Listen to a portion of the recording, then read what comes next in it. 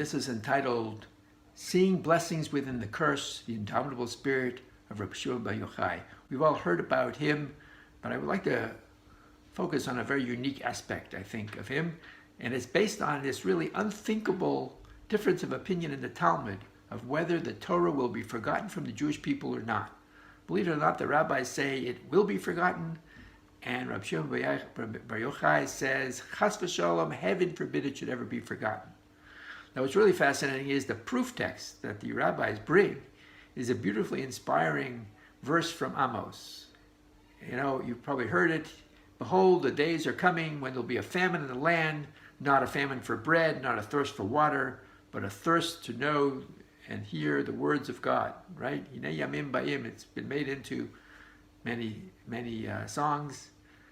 And this is what the rabbis bring as a proof text.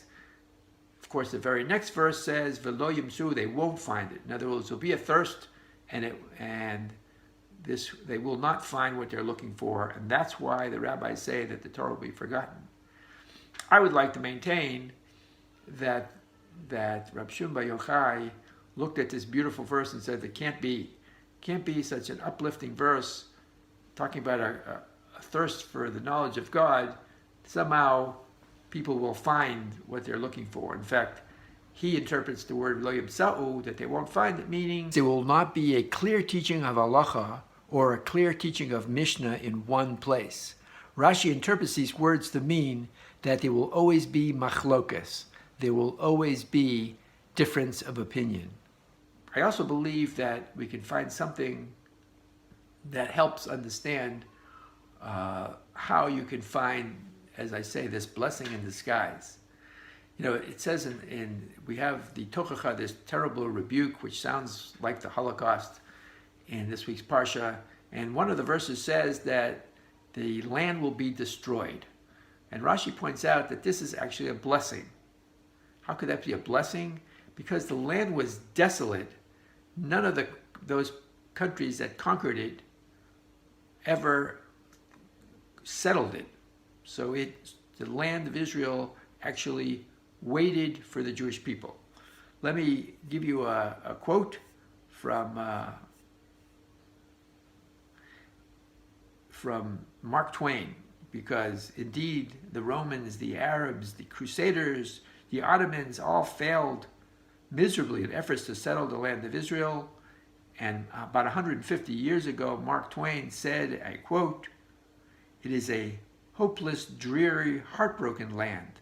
Palestine sits in sackcloth and ashes, desolate and unlovely."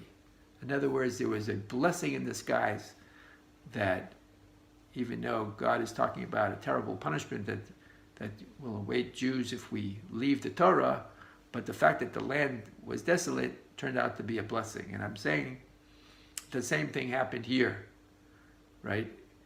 We're talking about this terrible period of time after the destruction of the Second Temple period. The Jews are about to go into exile, and this verse says that we're going to be searching and not find. But there is a blessing there, because that these same verses are actually covering two time periods simultaneously. And the blessing is that there will come a time at the end of days that there will also be this search for God and the Spirit of God and the Word of God. Of course, this fits very beautifully with the story of Rabbi Shimon Bar Yochai, because as we know, the Romans had put out a death sentence on him, and he ran to a cave with his son, and there he spent 13 years learning the secrets of the Torah, what we call now the Kabbalah or the Zohar, and he brought this tremendous light into the world. And this, of course, is the light that helped the Jewish people through some of our darkest times. So that's why we light bonfires and all that. But it is so it's no surprise that Rabbi Shimon Bar Yochai, who was able to turn something tragic into a great blessing, was able to find the great blessing in this difference of opinion about whether we would ever forget the Torah. He was able to look at these verses, even though they were talking about dark times of Second Temple period. He was able to look at them and see the great blessing of the end of times, and know for sure that we indeed, chas v'shalom, heaven forbid, will never forget the Torah. Have a wonderful BaOmer and a beautiful Shabbat.